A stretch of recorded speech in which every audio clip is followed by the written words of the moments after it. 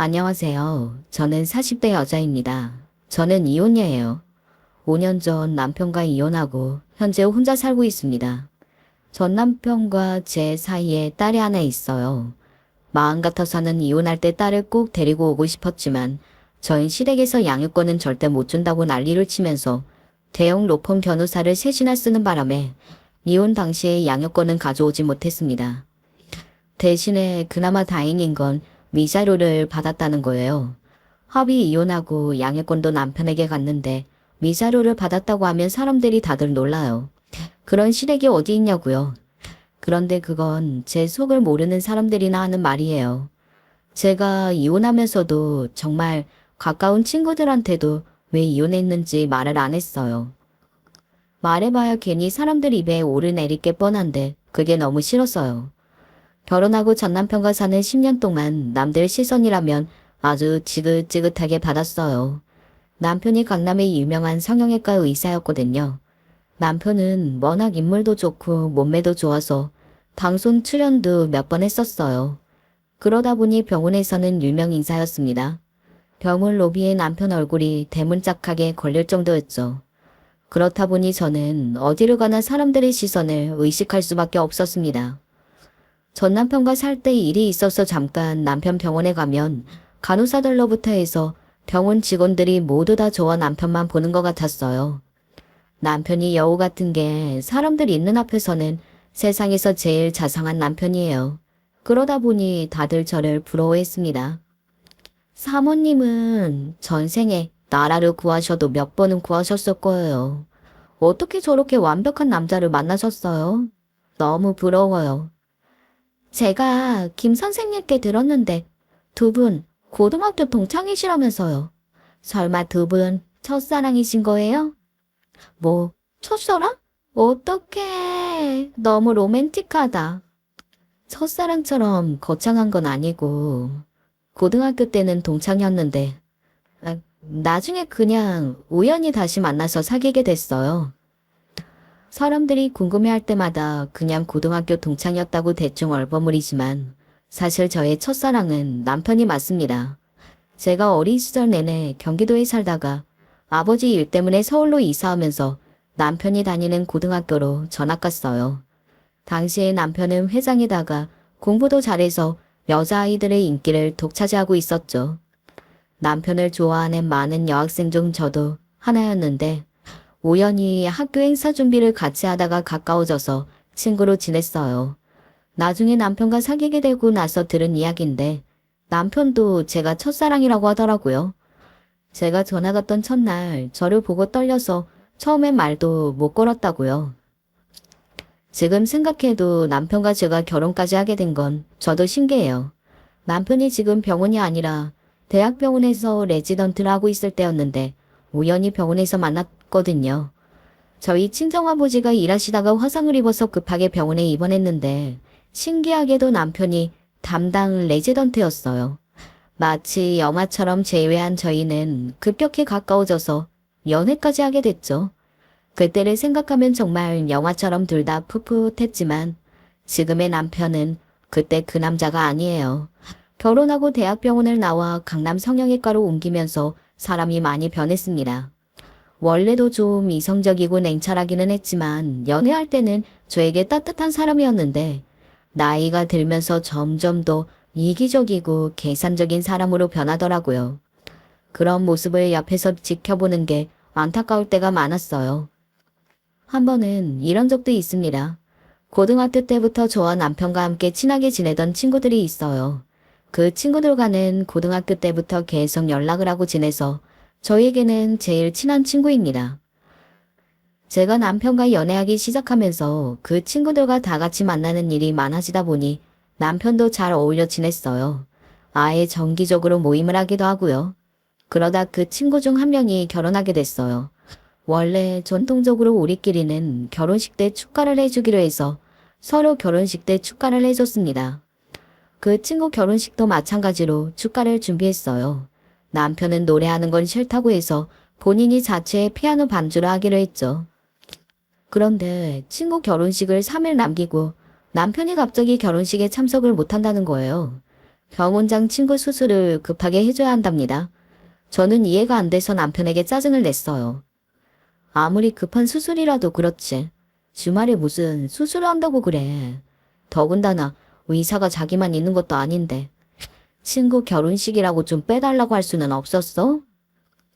우리 병원 예약 많아서 예약 안 되는 거 알잖아. 그 환자분이 외국에 살고 있는데 일이 바빠서 잠깐 들어와서 수술만 하고 다시 외국으로 돌아가야 한대. 방송 보고 꼭 나한테 수술 받겠다고 했다는데 그럼 어떡해? 병원장님이 꼭 해달라고 부탁까지 하시는데 거절할 수는 없잖아.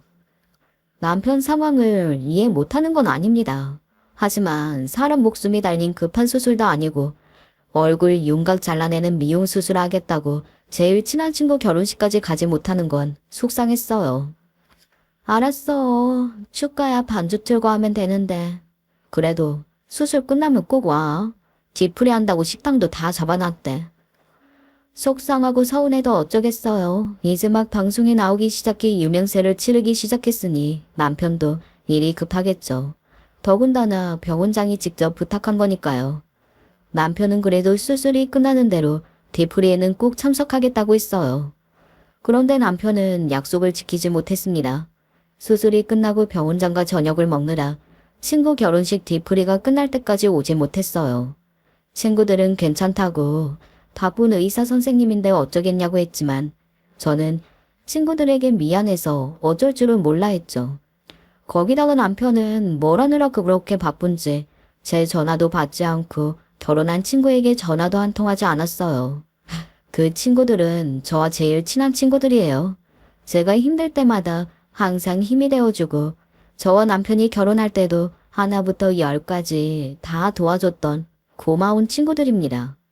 그런 친구들을 두고 남편이 병원 일만 하느라 주변의 소중한 사람들을 챙기지 않는 모습을 보니 아내로서 마음이 좋지 않았습니다.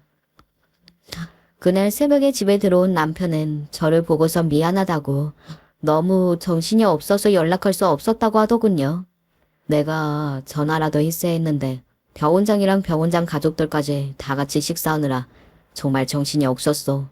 애들 신혼여행 가기 전에 내가 꼭 전화할게. 지난밤 수술도 힘들었는데 병원장 가족들까지 다 같이 식사하느라 남편도 힘들고 피곤한 것 같더라고요. 저는 대충 알았다고 친구와 통화는 꼭 하라고 이야기하고 잤습니다. 더 하고 싶은 말은 많았지만 당시의 기분으로 이런저런 잔소리를 해봤자 남편과 싸울 것 같았거든요. 그 이후로도 남편은 크게 다르지 않았습니다. 언제나 가족이나 친구보다 병원 일이 최우선이었어요. 제가 좀 쉬면서 하라고 그러다 건강에 좋지 않겠다고 걱정해도 남편은 물 들어올 때 놓져야 한다며 병원에 충성을 다했죠. 거기다가 시간이 지날수록 저를 대하는 것도 조금씩 변해갔습니다. 당시 제가 딸을 낳은 지 얼마 되지 않아 육아휴직 중이었어요. 사실 남편도 이사고 시댁도 경제적으로 어렵지 않다 보니 남편도 시부모님도 임신했을 때부터 일을 그만두라고 이야기했어요. 나가서 한 달 내내 일해봐야 돈 300 한신이 벌면서 뭐하러 애까지 두고 일을 하니. 네 남편이 못 보는 사람도 아닌데 그냥 일 그만두고 집에서 애나 봐라. 사람이 같은 말을 해도 아가 다르고 어가 다른 거잖아요. 시어머니는 항상 같은 말을 해도 사람 기분 상하게 하는 데에는 재주가 있으셨죠. 그래도 10년 넘게 다닌 직장인데 저는 계속 다니고 싶어요. 제가 일하는 걸 좋아하기도 하고 다행히 친정에서 애도 봐주신다고 하니까 다닐 수 있을 때까지는 다니려고요. 시어머니에게 제 생각을 시시콜콜 이야기하고 싶지 않았지만 결혼하고 나서부터 줄곧 우리 부부 일에 항상 참견하시는 시어머니다 보니 말을 안 할 수가 없었어요. 안 그러면 본인 고집대로 끝까지 일을 그만두라고 할 게 뻔하니까요. 그게 문제라는 거야. 이제 막 태어난 애를 왜 친정에다가 맡겨? 애는 엄마가 키워야지. 저는 생각을 못했는데 알고 보니 시어머니는 제가 애를 친정에 맡기는 게 마음에 안 들었던 거예요. 너도 머리가 있으면 생각을 좀 해봐라. 명색이 내 손주인데 매일 처가에 가 있으면 나는 애를 언제 보니? 더군다나 어릴 때부터 외할머니 손에 자라면 나중에 나한테 오기나 하겠어? 시어머니의 말에 저는 기가 막혀서 입이 절로 벌어졌습니다. 요즘 같은 시대에 처가에서 애를 봐주면 고마운 줄 알아야지. 시어머니는 그 와중에 본인이 애 보고 싶을 때 못 보러 온다고 그걸 가지고 투덜거리더라고요. 저는 어이가 없어서 웃음이 절로 튀어나왔습니다. 주변에 애 낳은 친구들이나 언니들이 그러는데 요즘은 잘 벌든 못 벌든 무조건 맞벌이 해야 한다고 하더라고요. 애 크기 시작하면 돈 무섭게 들어간다고. 친정에서 봐주는 게 걱정되시면 차라리 어머님이 봐주실래요? 사실 집은 어머님이 더 가까우니까 저도 어머님이 봐주시면 더 편하죠. 결혼 초반에야 시어머니랑 눈만 마주쳐도 무서워서 말도 제대로 못했지만 당시에는 결혼한 지 몇 년 되기도 했고 애도 가진 상태였으니 시어머니 눈치를 보면서도 조금씩 하고 싶은 말은 했어요. 물론 금방 시어머니가 호통을 치셔서 싫은 소리만 듣기는 했지만요. 어머, 너 지금 그걸 말이라고 하니? 내가 네 애를 왜 보니? 우리 애들도 다 남의 손에서 키웠어. 나 애 못 봐. 가만 보면 시어머니는 철딱서니 없는 부잣집 막내딸 같아요. 물론 부잣집 아들인 시아버지를 만나 결혼 생활 내내 여왕처럼 살기는 했지만 어려서는 식모살이도 할 정도로 힘들게 사셨다고 했는데 옛날 일은 다 까먹으셨는지 제 앞에서는 항상 공주처럼 구셨죠. 시어머니의 반응에 이러다 또 괜히 저에게 무조건 일 그만두라고 하실까봐 저는 대충 남편과 상의해서 알아서 하겠다고 이야기했습니다. 제가 이야기하면 뭐라고 하셔도 기이한 의사 아들이 한마디 하면 대충 넘어가실 테니까요. 그런데 제가 애를 낳고 복직을 하게 되면 친정 어머니께서 애를 봐주시겠다고 했다고 남편에게 이야기했더니 남편의 반응이 기가 막혔습니다. 장모님이 봐주시면 따로 돈이 안 들어가니까 더 좋겠네. 안 그래도 사람을 구해야 하나 걱정했는데. 순간 저는 미간이 구겨졌습니다. 남편이 원래 좀 짜요? 의사라고 허세는 더럽게 부리면서 정작 돈을 써야 할 때는 좀 쪼잔한 편이죠. 그런데 아무리 그래도 그렇지 친정에서 아이를 키워주신다는데 저런 식으로 말할 줄은 몰랐습니다. 엄마가 봐주시면 당연히 사람 쓰는 것보다야 이래저래 편하겠지만 아무리 그래도 집에서 쉬시면서 애 봐주시는 건데 우리가 용돈은 드려야지. 남편도 저도 둘이 좋아서 연애 결혼했지만 결혼에 살다 보니 서로 안 맞는 게 많았어요. 특히 남편은 어릴 때부터 유복하게 자라서 그런지 제 친정 상황을 잘 이해하지 못했습니다. 시댁이야 시아버지께서 대대로 내려오는 사업이 있어서 가족 중 한 사람이 공부한다거나 일을 하지 않아도 부모님께서 다 도와주실 수 있는 상황이지만 친정은 그렇지 않아요. 부모님 두 분 다 가난한 집에서 태어나 평생 몸을 쓰는 일을 하며 사셨지만 아직도 집을 못 사서 전세에 사세요. 그러다 보니 가족 구성원 중 누구도 일하지 않으면 생활이 힘들어지는 구조였죠. 물론 친정이 경제적으로 힘들다는 걸 시댁에서 알아줄 필요는 없지만 친정 엄마가 저를 생각해서 일을 그만두고 애를 봐주신다고 하는데 저는 당연히 생활비를 좀 드려야 한다고 생각했어요. 그런데 남편이 단번에 돈을 안 줘도 된다고 생각하니 너무 서운하더군요. 거기다가 제가 용돈을 알아서 드리겠다고 했더니 남편이 하는 말이 더 기가 막혔어요.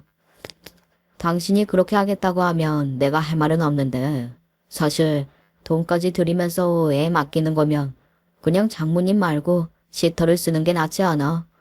장모님은 전문적으로 애를 돌보는 분도 아닌데. 그러니까 당신 말은 전문적인 시터도 아닌데 우리 엄마한테 돈을 주는 게 아깝다는 거야? 무슨 말을 또 그렇게 해. 아깝다는 게 아니라 같은 돈을 쓰는 거면 그냥 전문적인 사람한테 쓰는 게 낫다는 거지. 제 남편이지만 정말 재수 없었어요. 남편이라는 사람이 어떻게 아내 앞에서 저렇게 말을 하나 싶거든요. 하지만 저와 남편은 고등학교 시절 친구로 지낸 세월이 있다 보니 저 사람이 나쁜 마음으로 하는 말이 아니라는 것 정도는 제가 알아요. 남편은 원래도 굉장히 내성적이고 이성적인 사람이거든요.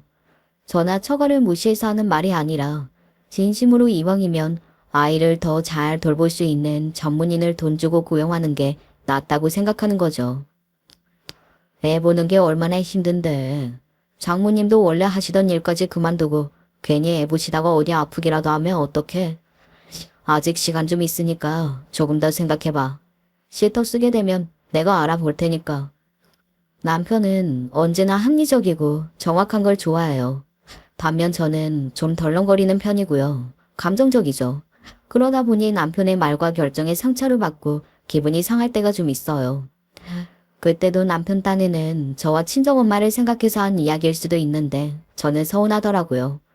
아무리 애를 잘 보기로 유명한 시터라고 해도 외할머니만큼 아이를 사랑으로 키워줄 사람은 없잖아요. 저나 친정엄마는 좋은 마음으로 결정한 일이었는데 시어머니나 남편이 태클을 거니 마음이 편치 않았습니다. 저는 결국 시터를 쓰기로 했어요. 아이를 낳기 직전까지 고민했는데 만약 친정엄마가 애를 봐주시다가 조금만 다치거나 아프기만 해도 남편이랑 시어머니가 호들갑을 떨며 듣기 싫은 소리를 해댈 게 너무 눈에 보이니 괜히 제 마음 편하겠다고 친정엄마까지 우리 시댁 눈치를 보게 하는 건 아닌 것 같아 그냥 남편 말대로 하기로 했습니다. 친정엄마에게는 엄마 걱정이 걱정돼서 그런다고 둘러댔고요. 그런 제 속을 남편은 아는지 모르는지 그 와중에 눈치 없는 소리를 해댔습니다. 그래, 장모님도 손주 봐주면서 돈 받는 거 하기 싫으셨을 거야. 우리도 그냥 남한테 돈 주면서 애 맡기는 게 마음 편하고 당신도 내 성격 알잖아. 나처럼 깔끔한 사람이 장모님이 애 키우는 거 옆에서 보면 얼마나 속 터지겠냐. 요즘 애 맡기다 보면 없던 장서 갈등도 생긴다는데 그게 남 얘기가 아닐 수도 있어. 남편은 본인이 원하는 대로 되니 기분이 좋은지 신나서 이야기했지만 저는 남편 말이 하나도 귀에 들어오지 않았습니다. 남편이 친정에 다녀올 때마다 툭하면 하는 말이 장모님이 해주시는 음식은 맛있긴 한데 위생적으로 보이지 않는다는 거였어요. 거기다가 명절에 하루 친정에서 자기라도 하면 쓰던 이불을 꺼내준다고 잘 때 덮지도 않고 잤죠. 그럴 때 보면 남편 성격을 아는데도 재수 없어요. 어느 집이 사위한테 새 이불을 사서 줍니까? 손님 방이나 손님 친구가 있는 집이 얼마나 돼요. 남편은 뻔히 우리 집 상황을 알면서도 꼭 유난을 굴었어요. 남편과 살다 보면 우리가 어떻게 연애하고 결혼까지 했을까 이해가 되지 않을 때가 있습니다. 물론 사람들은 남편의 진짜 모습을 몰라요. 그러다 보니 아는 사람들은 저 남편이 이혼한다고 했을 때 다들 저를 이해하지 못했어요. 마치 제가 굴러온 복을 걷어차기라도 한 것처럼 네 주제에 의사 남편이랑 이혼을 이라는 식의 반응이 대부분이었죠. 혹은 잘 나가는 남편에게 결국은 버려졌구나 라는 반응도 있었고요. 그랬으니 시댁에서도 제 입단속을 어지간히 시켰어요. 사실은 남편이 저 몰래 바람을 피우다가 걸려서 이혼한 거예요. 남편이 아무리 유능한 의사라도 강남 바닥에서는 인지도가 유명해진 사람이라 구설수에 휘말리면 의사의 인생에 큰 오점이 될 수 있으니 짠순이 시어머니가 저에게 위자료까지 주면서 이혼해달라고 한 거죠. 너희가 이혼을 하더라도 결혼해서 10년이나 산 부부에 둘 사이에 아직 어린 딸도 있잖아. 평생 안 보고 잘 것도 아닌데 한때 가족이었던 사이끼리 괜히 얼굴 붉힐 일은 하지 말자. 시어머니는 본인이 가지고 있던 경기도 땅을 저에게 지매해주면서 남편과의 일은 일절 어디에도 말하지 말라고 했어요. 10년이나 산 부부고 한 아이의 부모라는 걸 그 인간도 알았으면 제 얼굴 붉힐 일은 만들지 말았어야죠. 어머니, 그깟 땅 가지고 제 입단속 시키려고 하지 마세요. 그 인간 우리 지아한테 잘못하면 절대 가만히 못 있어요. 네 마음 알지? 우리가 설마 우리 핏줄 잘못되게 하겠니? 우리 지아 누구보다 대단하게 떵떵거리면서 살 수 있게 키울 거니까 걱정하지 말고 너나 지아 엄마로서 떳떳하게 살아. 누가 보면 제가 바람 피운 줄 알겠어요. 어머니야말로 제 말 명심하세요. 제 딸한테 조금이라도 문제 생기면 무슨 짓을 해서라도 양권 찾아올 거니까. 지난 10년 동안 저는 입을 다물고 귀도 닫고 그렇게 바보처럼 살았어요. 대학도 전문대 간신히 나와 이름도 없는 중소기업을 다니던 제가 의사 남편을 만났다는 죄로 결혼 생활하는 내내 시어머니에게 시달렸거든요. 그런데 막상 남편과 헤어질 때는 오히려 제가 큰 소리를 치고 있으니 아이러니하기만 했습니다. 시어머니는 저를 처음 만났을 때부터 마음에 들어하지 않았어요. 저를 만날 때마다 하시는 행동이 꼭 드라마에 나오는 막장 시어머니 같았어요. 그 정도로 사람을 못 살게 굴었습니다. 저도 남편을 고등학교 시절부터 봤기에 남편이 얼마나 잘난 사람인지는 누구보다 잘 알아요. 집안도 좋고 인물도 좋아서 동네에서도 엄친아로 유명했습니다. 거기다가 의대까지 나와서 의사까지 됐으니 어려서부터 지금까지 줄곧 평범하기만 했던 저와는 다른 세상 사람이었죠. 그렇다고 제가 어디가 모자라거나 부족한 사람은 아니에요. 그런데 시어머니 앞에만 서면 제가 마치 크게 문제가 있고 부족한 사람처럼 느껴졌습니다. 처음 인사를 드렸던 날도 저를 보자마자 티가 나게 행동하셨어요. 나는 학벌도 그저 그렇고 집안도 평범하다길래 외모가 연예인급으로 예쁘기라도 할 줄 알았더니만 그것도 아니네. 아들, 너는 도대체 눈이 어디에 달린 거니? 제가 버젓이 앞에 있는데도 시어머니는 대놓고 저를 면박 주셨어요. 시어머니의 무례한 발언에 남편은 무안해하면서도 애써 자기 눈에는 제가 김태희고 전지현이라고 하더라고요. 그러자 시어머니는 배까지 잡고 깔깔 웃었어요. 아이고, 우리 아들 학교 다니면서 연애도 한번 제대로 안 하고 공부만 하더니만 여자 보는 눈이 팔에 달렸네. 아가씨는 무슨 복을 타고났길래 우리 아들 같은 남자를 만났어? 전생에 나라를 구해도 10번은 구했나 봐. 살다 저 좋다는 남자한테 눈이 발에 달렸다는 소리를 하는 사람은 처음 봤습니다.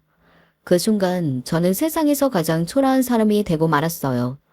저는 기분이 상해서 남편의 얼굴을 연신 바라보며 눈치를 줬습니다. 그러자 남편이 하는 말이 기막혔어요. 우리 엄마 유머가 원래 좀 과격해. 농담하시는 거니까 너무 기분 나쁘게 듣지 마. 엄마, 우리 수진이 내 첫사랑이야. 그만 좀 놀려. 남편은 제 어깨를 감싸며 시어머니께서 농담하신 거니 오해하지 말랍니다. 오히려 남편은 시어머니의 말 한마디에 마음 상해하는 저를 이해 못했어요. 그 이후 결혼하기 전까지 저는 시어머니에게 모욕적인 말을 여러 번 들었지만 저는 시어머니에게 한마디도 하지 못했어요.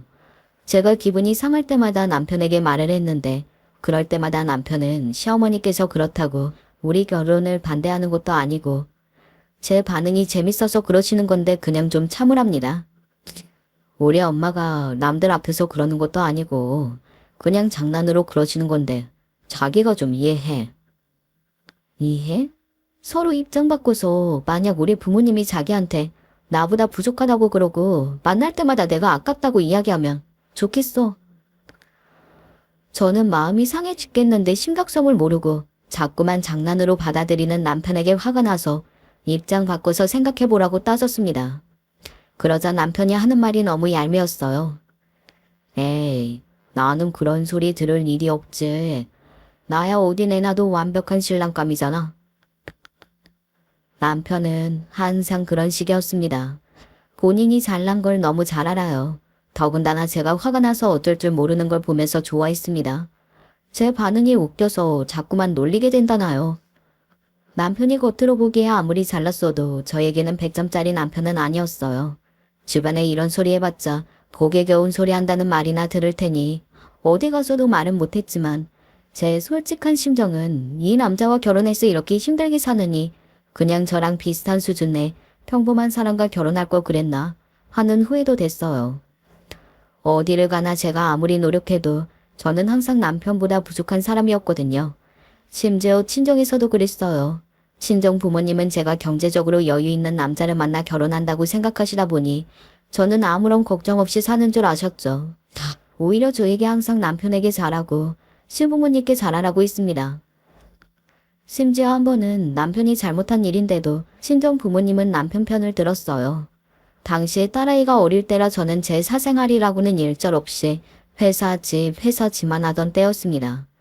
아무리 시터를 쓴다고 해도 제 퇴근 시간에 맞춰 시터분도 퇴근하셔야 하다 보니 일이 끝나면 부랴부랴 집에 왔어야 했어요. 그러다 보니 저는 아이를 낳은 뒤로는 친구들도 거의 만나지 못하고 밖에서 밥 한 번 먹기가 힘들었어요.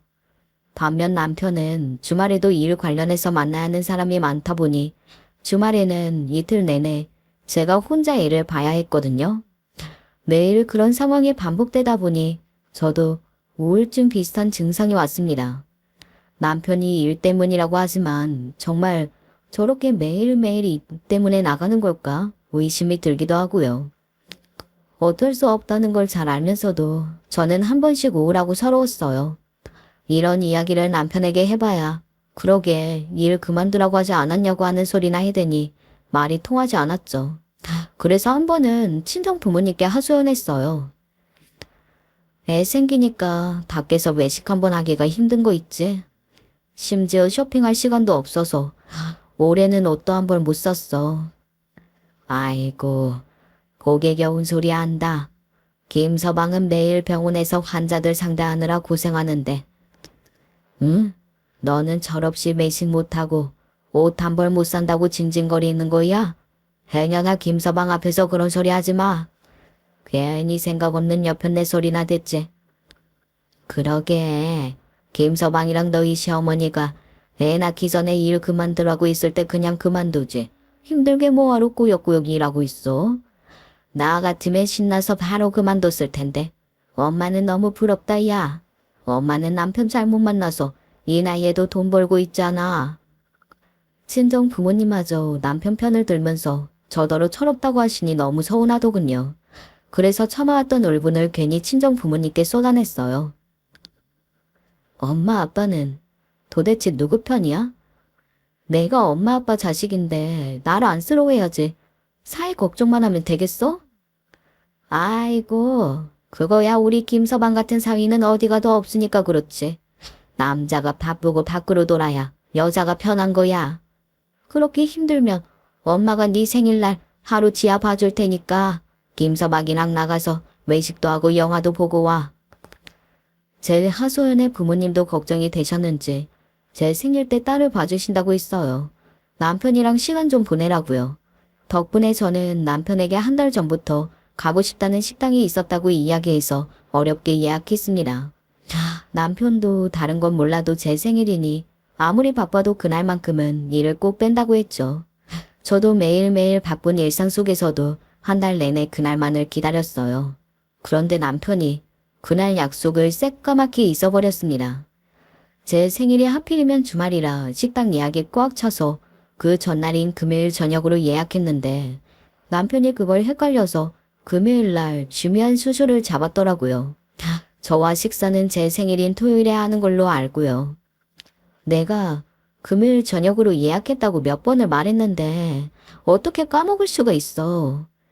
내가 몇 개월 전부터 그 식당 가고 싶다고 주말엔 예약이 안 된다고 계속 이야기도 했는데. 난 정말 당신이 생일날 예약했다고 들었어. 어쨌든 토요일날 시간은 뺐으니까 그날은 다른 데 가서 맛있는 거 먹자. 남편은 별일 아니라는 듯 할 수 없다는 식으로 이야기했지만 제 마음은 그렇지가 않았어요. 얼마 만에 제 생일날 남편과 시간을 보내는 건데 제 계획대로 된 게 아무것도 없으니까요. 엄마 토요일은 결혼식 때문에 지방 내려가서 지하 못 봐주셔. 그래서 금요일날 봐주시는 거라고 내가 몇 번을 이야기했는데. 심지어 토요일은 친정 엄마가 일이 있으셔서 딸을 봐주실 수가 없어요. 그래서 모든 계획을 금요일로 맞춰둔 거죠. 아휴, 할 수 없지 뭐. 토요일날 그냥 우리 셋이 재밌게 보내자. 당신 생일에 우리가 다 같이 있을 수 있으면 더 좋지 뭐. 이렇게 된 거 토요일날 우리 엄마 아빠도 부를까? 남편은 제 마음은 조금도 헤아리지 못하고 더 기분만 상하게 했습니다. 저는 아이를 낳은 뒤부터 밤마다 침대에 누우면 혼자 외딴 섬에 둥둥 떠 있는 것 같은 기분에 사로잡히고는 했어요. 그리고 만약 내가 직장마저 그만뒀다면 하루 종일 정말 아이와 나 둘이서만 시간을 보내겠구나 싶은 마음이 들더라고요. 그 정도로 남편이 바빴으니까요. 그래서 더 남편과 단둘만의 시간을 기대한 겁니다. 우리가 부부고 서로 사랑하는 사이라는 느낌을 받고 싶었거든요.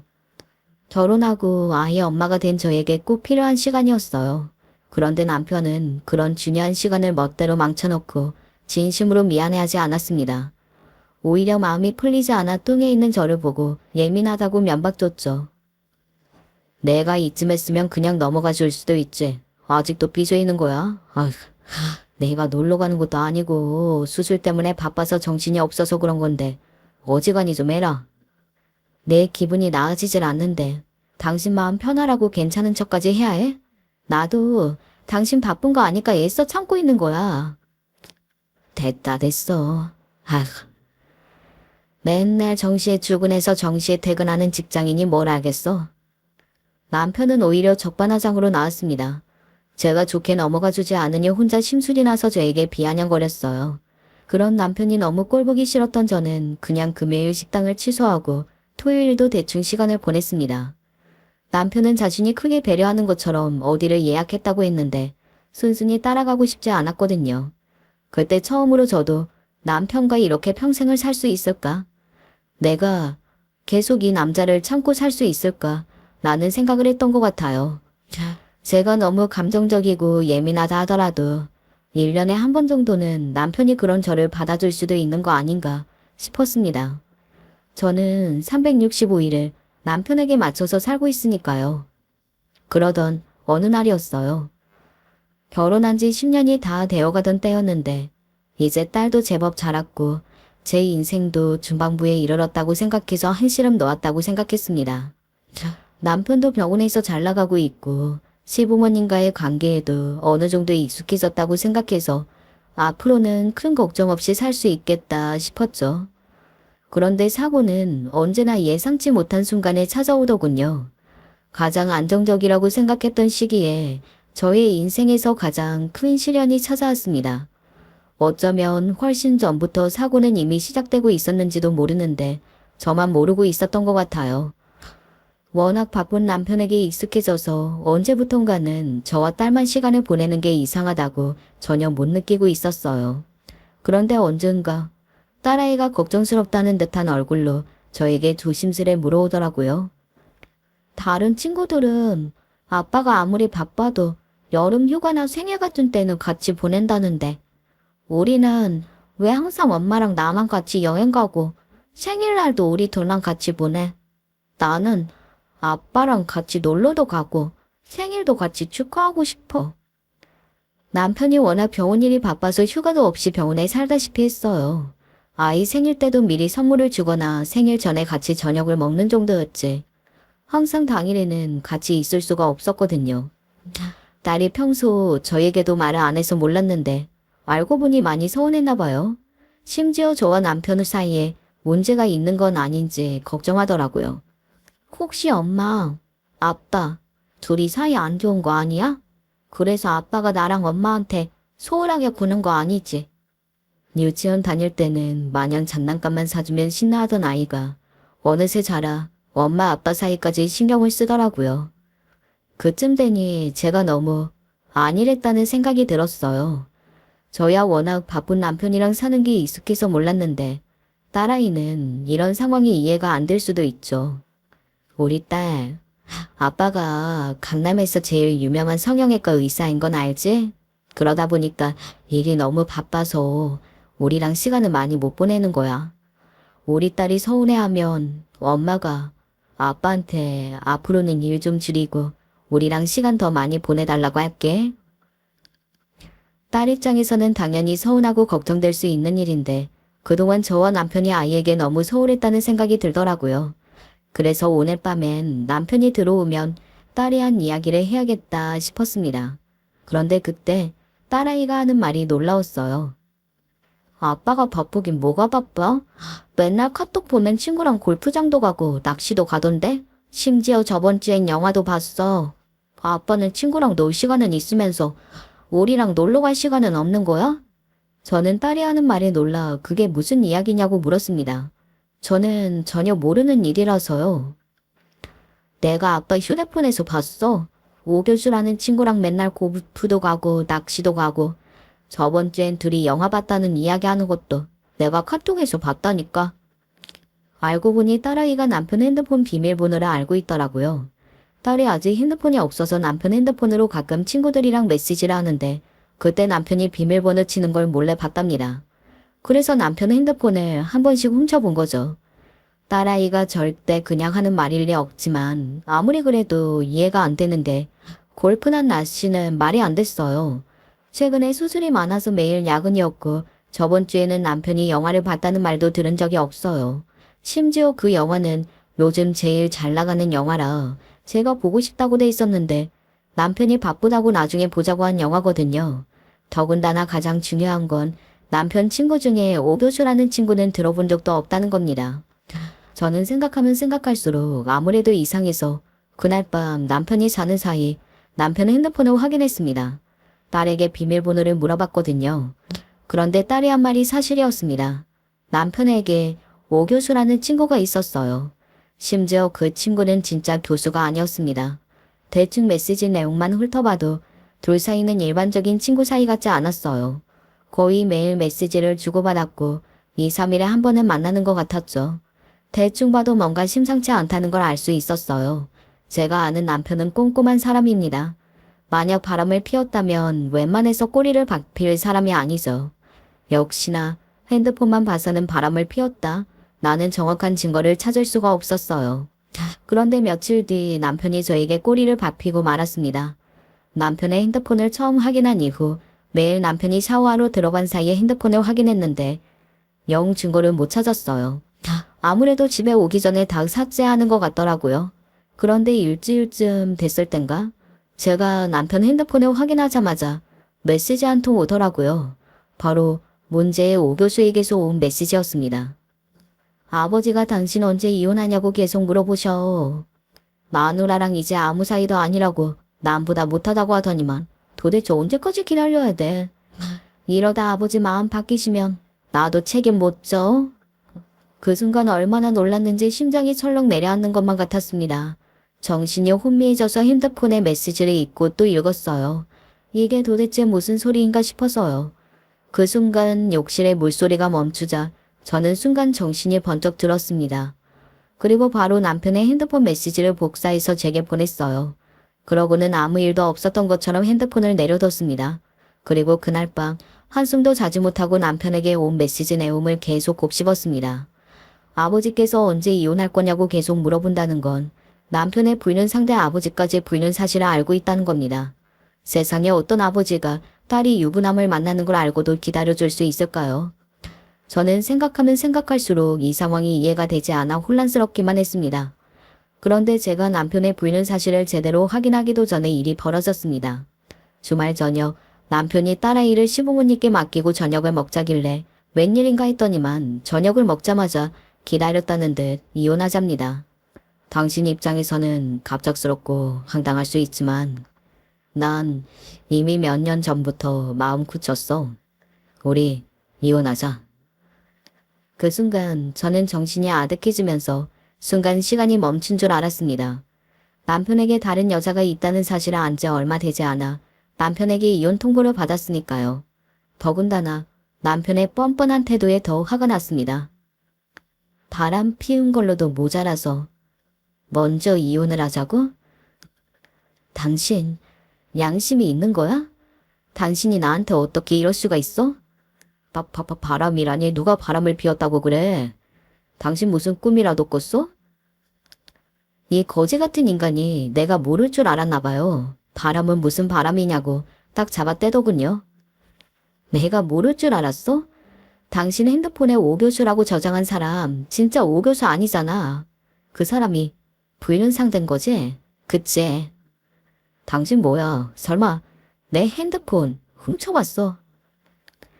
적반하장도 유분수라는 말이 이럴 때 하는 이야기더군요. 딸도 있는 유부남이 바람 피운 주제에 제가 자기 핸드폰을 몰래 훔쳐본 거 아니냐고 오히려 따졌어요. 훔쳐보긴 뭘 훔쳐봐. 우리 지아가 그러더라. 아빠가 오 교수라는 사람하고 매일 골프 다니고 낚시 다닌다고. 매일 수술 때문에 바쁘다고 병원에 사는 것처럼 굴더니만 처자식 몰래 딴 년이랑 놀아나. 네가 그러고도 사람이야. 남편의 행동에 분노가 치밀어 오른 저는 주변에 사람이 있든 말든 흥분한 마음을 가라앉을 수 없었습니다. 그 와중에 남편은 자기가 바람 피운 걸 설마 딸이 알게 되기라도 한 건가 싶어 걱정되는지 설마 딸도 이 일을 아느냐고 단번에 묻더군요. 미친 인간. 자식한테 부끄럽긴 한가 보지. 내가 우리 지아 20살만 됐어도 있는 그대로 말해주는 건데 아직 어려서 참아준 줄 알아.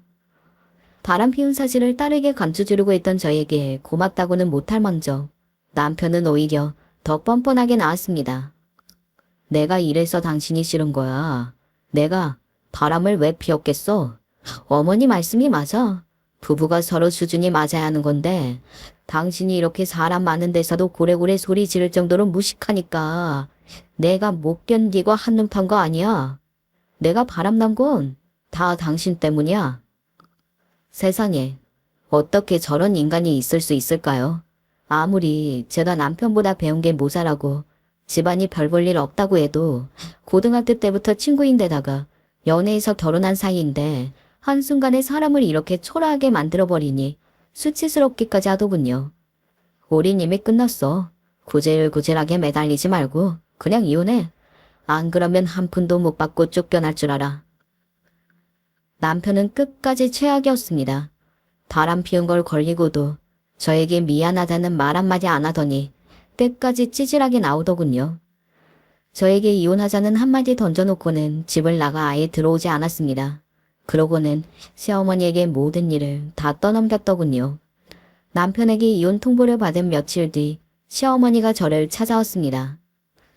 며칠 사이 모사지간이 얼마나 머리를 굴렸는지 시어머니는 저를 보자마자 웬 서류부터 건넸어요. 그러더니 한다는 말이 가관이었습니다. 너랑 우리 아들 처음부터 안 어울렸던 거 알지? 우리 아들이 착해 빠져서 너 같은 여자랑 10년이나 참고 산 거지. 다른 남자 같으면 몇 년도 못 버텼어. 자기 아들이랑 이혼을 시키려고 왔으면 서류나 내놓을 것이지. 시어머니는 앉자마자 또 저에게 막말을 퍼부었어요. 남편에게 이혼 통보를 받았을 때 이런 일이 있을 거라는 걸 어느 정도 예상하기는 했지만 시어머니가 이 정도로 재수없게 나올 줄은 몰랐습니다. 어머니, 끝까지 이러실 거예요? 어머니 아들 바람 피웠어요. 자식도 있는 유부남이 바람 피웠다고요. 아무리 자식이라도 어떻게 그런 인간 편을 드실 수가 있어요? 같은 여자로서 제가 안쓰럽지도 않으세요? 마지막까지 자기 아들 편만 드는 시어머니가 소름 끼치기 싫었습니다. 말해 뭐 하겠어요. 이게 다 모자란 제 잘못인걸요. 처음 만났을 때부터 시어머니가 저에게 무례하게 굴었을 때 진작 알아보고 결혼하지 말았어야 했는데 잘못 생각해도 한참 잘못 생각했다 생각했습니다. 시어머니가 어떻든 남편 하나만 바라보고 살다 보면 다 극복하고 살 줄 알았는데 제 착각이었죠. 네가 안쓰럽긴 뭐가 안쓰러워. 진작 인연을 못 알아보고 너 같은 애한테 시간 허비한 내 아들이 불쌍하지. 암튼 내 아들은 너랑 하루도 못 살겠다니까 제발 이혼해. 어쨌든 너도 자식까지 낳고 산 세월이 있으니 내가 경기도 땅 1000평 너 줄게. 그러니까 제발 좀 내 아들한테서 떨어지고 이혼 좀 해줘. 시어머니의 말이 저는 기가 막혀서 말도 안 났어요. 저 짠순이 시어머니가 자기 땅까지 주면서 이혼을 하라더군요. 그쯤 되니 도대체 남편 불륜 상대가 누구길래 시어머니가 저렇게까지 나오나 라는 생각이 들었어요. 그리고 남편이고 시어머니고 없던 전까지 다 떨어지더군요. 지금까지 도대체 뭐 때문에 제가 결혼 생활을 유지하면서 살았나 싶어 모든 게 다 후회됐어요. 그쯤 되니 저도 모든 게 다 정리됐습니다. 남편과 이혼하기로 결정했어요. 마음 정리를 하고 나니 모든 일은 수월하게 흘러갔습니다. 저는 쿨하게 남편과 합의 이혼하고 시어머니가 말한 경기도 땅을 받았습니다. 물론 이혼 과정 중 위기는 있었어요. 저는 당연히 딸을 제가 데리고 오려고 했는데 시어머니와 남편이 양육권과 친권을 본인들이 갖겠다고 치사하게 나왔어요. 그러면서 제가 위자료로 땅을 받은 게 양육권을 넘기기로 한 거에 합의한 증거라고 말도 안 되는 소리를 했습니다. 저는 억울해서라도 친권을 뺏기기 싫어 끝까지 싸울 생각이었습니다. 그래서 땅도 안 받고 차라리 양육권을 가져오려고 했죠. 그런데 생각지도 못한 일이 생겼습니다. 이혼 과정 중 딸이 저에게 양육권을 아빠에게 넘기라고 하더군요. 엄마, 나 이제 11살이야. 앞으로 10년은 더 학교 다녀야 어른인데 엄마 혼자 나 키워서 학원 보내고 대학까지 어떻게 보낼 거야? 그러니까 그냥 양육권 아빠한테 넘기고 할머니가 준다는 땅 받아. 그리고 매주 나랑 만나면 되지. 그리고 나중에 나 대학 가면 아빠한테 엄마랑 산다고 할게. 그러니까 내 걱정만 하지 말고 아빠가 말하는 대로 해, 엄마. 딸이 어느새 이렇게 자랐는지 모르겠습니다. 저는 아직 어린 딸이 저와 남편의 이혼으로 상처를 받을까 혼자 전전긍긍하고 있었는데 제 딸은 오히려 제 걱정을 하고 있었더라고요. 아빠 바람 피운 거지? 그래서 엄마 아빠 이혼하려는 거잖아. 나도 아빠 미워서 하루도 같이 살기 싫은데. 그러면 엄마가 아무것도 없이 이혼하고 나까지 키워야 하니까 그건 엄마한테 너무 손해야. 엄마가 돈이라도 있어야 우리가 나중에 같이 살지. 저는 혹시나 딸이 다 알게 될까 꼭꼭 숨긴다고 숨겼는데 딸이 다 알고 있더군요. 아마 딸은 처음부터 다 알고 있었던 것 같아요. 그래서 일부러 저에게 남편의 핸드폰 이야기도 한 것 같았습니다. 딸의 말에 저는 바보처럼 눈물을 펑펑 쏟았어요. 제가 아무리 부족하고 못난 사람이라도 딸에게만큼은 든든한 엄마이고 싶었는데 그것마저 실패한 것 같아서요. 저는 딸 말대로 하기로 했습니다. 이혼하면서 가장 마음에 걸렸던 게 딸이었는데 딸 말대로 제가 아무것도 없이 딸을 데리고 이혼한다는 건 너무 제 생각만 한 것 같아요. 딸은 태어나서 지금까지 내내 강남에서 컸습니다. 영어 유치원, 사립초등학교 다니며 영재원에서 교육까지 받아요. 딸은 남편이 커왔던 대로 그대로 자라고 있습니다. 남편을 닮아 머리도 좋아요. 그런 아이를 제 이기심 때문에 데리고 나와 그 전에 받았던 혜택을 다 받지 못하게 할 수는 없었습니다. 저는 딸 말대로 양육권을 포기하고 이혼했습니다. 위자료로 경기도 땅을 받고요. 그리고 평일에 열심히 일하고 주말은 딸과 시간을 보냈어요. 딸이 대학생이 되었을 때 함께 지낼 집을 사기 위해 부지런히 벌어야 하니까요. 그렇게 5년이 흘렀습니다. 딸은 벌써 중학생이고 저도 혼자 사는 삶에 익숙해졌죠. 그 사이 많은 일이 있었어요. 저와 남편이 이혼한 지 반년도 안 돼서 남편이 재혼했습니다. 남편의 재혼 상대는 남편이 근무하는 병원의 병원장 딸이었어요. 사실 남편의 본인 상대가 누군지 너무 궁금했어요. 그러던 중 제 눈으로 남편의 본인 상대를 확인했습니다. 거분에 왔다 갔다 하면서 우연히 남편이 누군가의 차를 타고 가는 걸 봤는데 운전석에 병원장 딸이 떡하니 앉아있더라고요. 그 모습을 보고 나니 지금까지 꽉 막혔던 마음이 뚫리는 것 같았어요. 그래서 시어머니나 남편이나 이혼하자고 그렇게 난리를 쳤던 거예요. 어떤 남자가 강남 유명 병원의 병원장 딸을 마다하겠어요. 병원에 다니는 내내 병원장한테 잘 보이려고 그렇게 노력을 하더니 그 집 사이가 됐더라고요. 남편의 재혼 소식을 듣고 난 뒤 저는 어떤 날은 화도 났다가 어떤 날은 기가 막혀서 웃음이 나오기도 했어요. 지금까지 제가 남편과 산 세월은 뭐였나 허무하기도 하고요. 하지만 어쩌겠어요. 아무리 후회해봐도 이미 벌어진 일인데요. 제 인생은 절대 내가 계획한 대로 무난하게 흘러가지 않는구나 라며 한탄할 때쯤 저에게 기적 같은 일이 일어났습니다. 글쎄, 시어머니께 받은 경기도 땅이 최근 말도 안 되게 올랐어요. 제가 받은 땅 주변에 관광지구로 개발이 확정되면서 30배 가까이 올랐습니다. 어떻게들 알고 그 땅을 자신에게 팔라고 벌써 여기저기서 연락이 와요. 부동산 말이 앞으로 더 오를 예정이라 내년 초까지 가격을 더 올려 팔아도 될 거라고 하더군요. 처음 시어머니께 받을 때는 고작 몇 천이나 될까 말까 있던 땅이 몇십억으로 올랐어요. 저는 졸지 돈방석에 앉게 됐죠. 그 사실을 안 저는 밥을 안 먹어도 배가 불렀습니다. 지금이라도 당장 땅을 팔아 딸과 살 집을 사고 싶었지만 조금만 참으면 더 올려 팔 수 있다니 자중하고 있었죠. 그런데 그 소식을 시어머니와 남편도 어디서 들었는지 딸 말이 배가 아파 난리가 났답니다. 아이고, 그 땅이 그렇게 오를 줄 누가 알았어. 그때 그 땅 말고 그냥 돈이나 몇 푼 지어주고 말걸. 그러게. 엄마도 잘 알아보지 않고 그걸 덥석 주면 어떡해. 그 돈이면 나 병원 차리고도 남을 돈인데. 네가 병원을 왜 차려? 너희 장인이 병원장인데. 쓸데없는 소리 하지 말고 네 장인한테 잘해서 병원 물려받을 생각이나 해. 그게 내 마음대로 돼. 안 그래도 장인이 자꾸 동서랑 비교해서 스트레스라 병원도 안 나가고 싶어 죽겠는데. 아휴, 그 땅만 있었어도 아까워서 못 살겠다 진짜. 딸 말로는 재혼한 남편 장인인 병원장에게 남편 말고도 사위가 하나 더 있답니다. 그 사위도 의사라 작년인가 결혼해서 병원으로 들어왔다는데 젊고 유능해서 병원장이 남편이랑 비교를 하나 보더라고요. 그 스트레스로 남편이 원형 탈모까지 와서 당장이라도 병원을 나와 개업하고 싶어 한답니다. 시어머니에게 병원 개업해달라고 계속 조르지만 시어머니도 그 정도의 돈이 없으니 못 해주나 봐요. 그랬으니 제 땅이 올랐다는 소리에 배가 아파서 시어머니나 남편이나 열받아서 개거품 문 거죠. 그 이야기를 들으니 속이 뻥 뚫리면서 시원했습니다. 거기다가 더 대박은 제가 딸을 데리고 왔다는 거예요. 남편이 재혼하고 나서 새엄마라고 병원장인 딸이 집으로 들어왔는데 그 여자랑 딸이 사이가 안 좋았나 봐요. 아무래도 그 여자는 애도 안 낳아봤고 키워본 적이 없으니 이제 막 사춘기에 들어선 여자아이를 상대하는 게 쉽지 않았겠죠. 그러다 보니 애 아빠하고 자주 다퉜나 봐요. 그럴수록 그 여자는 제 딸에게 소홀해질 수밖에 없었고요. 딸은 새엄마랑 못 살겠다고 울고불고 난리를 쳤습니다. 시어머니가 남편과 재혼할 여자에게 딸과 잘 지내라고 여러 번 이야기했는데도 쉽지 않았나 봐요. 결국은 딸이 저와 살겠다고 했어요. 그 일로 남편과 두어 번 만나 상의했습니다. 그리고 양육권과 친권을 모두 저에게 넘겼어요.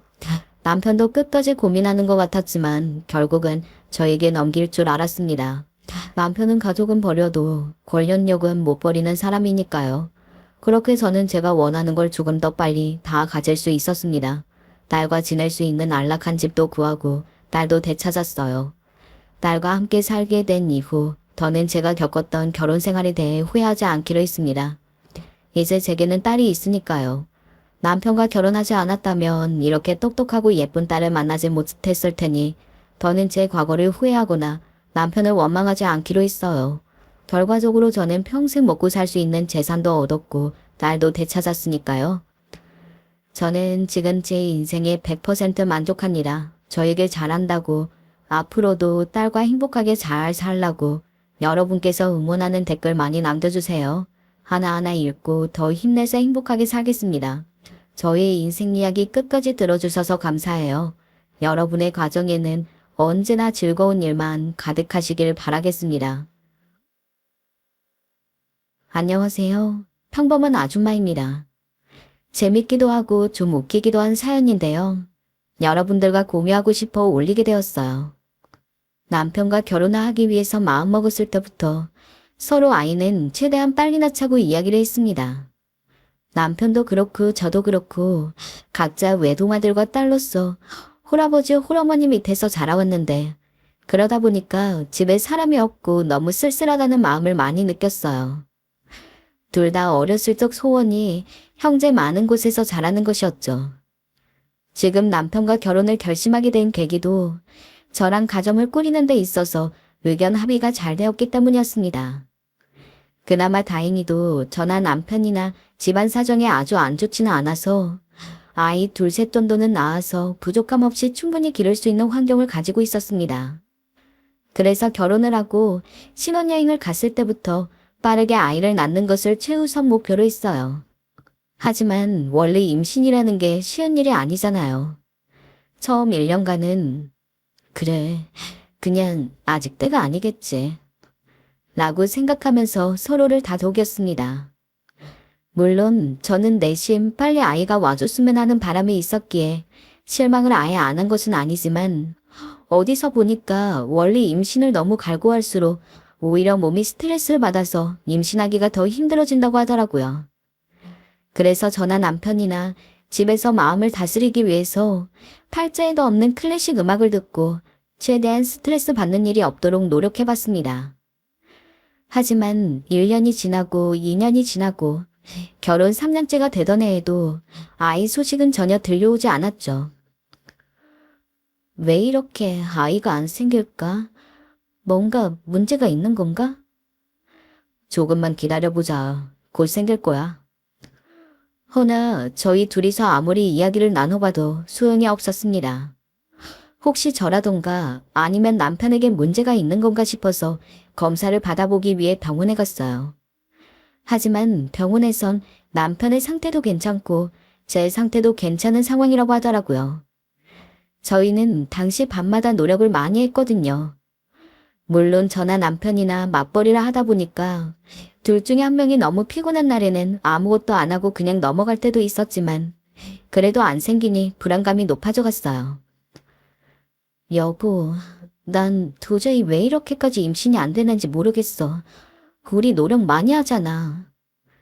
너무 스트레스 받지 말자. 그럼 더 안 생길 거야.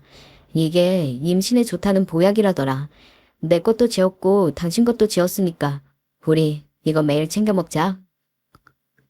남편이 어디서 아이를 가지는데 좋다고 도움이 되는 보약을 줘서는 하루에 3번씩 남편이랑 함께 꼬박꼬박 챙겨 먹기도 했어요.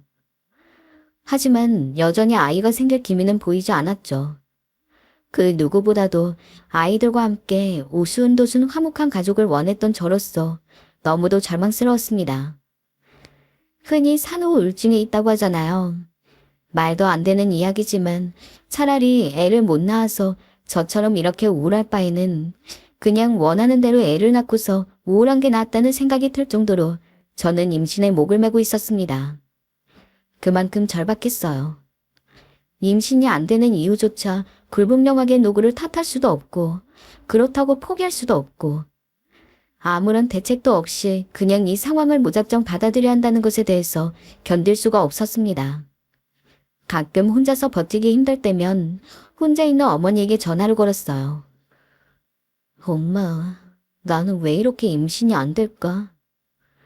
나는 푸념을 하곤 했는데 그럴 때마다 어머니는 원래 아이라는 건 아무 때나 오는 게 아니야. 네가 아이를 그렇게 간절히 원하는 건 알겠지만 너무 조급하게 생각을 하다 보면 네가 너무 힘들어지지 않겠니? 오래 기다린 만큼 예쁘고 착한 아이가 오는 걸 테니 너무 걱정하지 말아라. 김서방이 잘해주지? 김서방이랑 둘이 여행도 좀 다니고 그래. 라며 위로를 해주셨습니다. 그래도 그때까지는 절망스럽다고 할지라도 여전히 작은 희망은 있었습니다. 하지만 임신을 못한 지 5년째가 되었을 때는 아무런 희망도 없었습니다. 남편과 저는 여전히 같은 집에서 살면서 그냥 평범한 여느 부부처럼 밥을 차려 먹고 회사 이야기도 하고 함께 시간을 보내며 지내기는 했으나 의식적으로 아이와 관련된 이야기는 꺼내지 않았습니다.